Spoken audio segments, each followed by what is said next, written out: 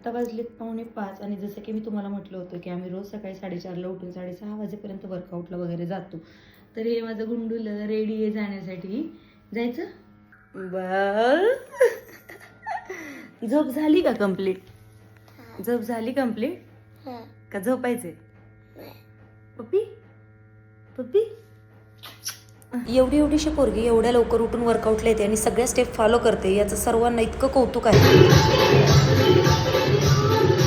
Finally सर्व workout संपवून आम्ही आमच्या सुंदरीला पेट्रोल भरायला घेऊन आलो होतो पेट्रोल पंपावरती. कसं वाटतंय? सकाळी सकाळी उगवत्या सूर्याचं हे सुंदर रूपडं आणि एक नवीन सूर्योदय. आजचा दिवस तुझ्यासाठी एक नवीन संधी आहे म्हणून मोटिवेट करत असतो. वर्कआउट करून घरी जात असताना शेजारच्यांची पेटवलेली चूल आणि त्यावरती तापणारं पाणी हे आज तिच्यासाठी एक नवीन कुतूहलच होतं. घरी आल्यानंतर एक साईडला बटाटे आणि एक साईडला मूग उकडायला टाकले. गरम पाणी प्यायला घेतलं तोपर्यंत मॅडम असं म्हणतच पळत आल्या. अय्यो. तिचे केस वाढवते म्हणून केस बांधत असते, पण घरी आलं की सगळ्यात पहिल्यांदा केसांचे रबर आणि क्लिप काढून फेकून देत असते. आता हे गुरुवार.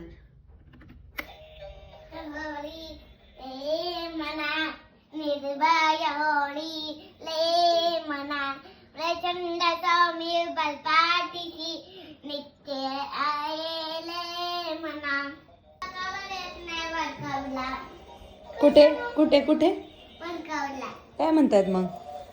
म्हणतात घरावर लक्ष ठेवायला लागतं. कुणाच्या? आपल्या. ते रात्रभर जागे राहतात ना सगळ्यांवरती लक्ष द्यायला, मग सकाळचं त्यांना झोपायला नको का? झोपायलाच पाहिजे. हो, स्वामी आजोबांना आधीच बॉडी म्हणून ते येत नाहीत बरं. हे रोज असं काहीतरी नवीन असतं आमच्याकडे, रोज काहीतरी स्टोऱ्या असतात. टिफिनसाठी चपात्या करून घेतल्या आणि आज आमचा प्लॅन होता तो होता आलू रोलचा. बटाटे तिने स्मॅश केले, कांदा लसूण आणि जिरे पूड नसल्यानं मी ते जिरे डायरेक्टली कुटून घेतले, थोडी हळद मीठ टाकून अशा पद्धतीने परतून घेतलं आणि आमचा रोल झटपट रेडी झाला. बऱ्याचदा ती मला हेल्प करत असते. टिफिन रेडी झाला आणि उकडलेले मूग मी खायला घेतले. मुद्दाम ही अशी त्रास देत असते खाताना. फायनली महत्त्वाचं काम गॅसचा रेग्युलेटर बंद करणं.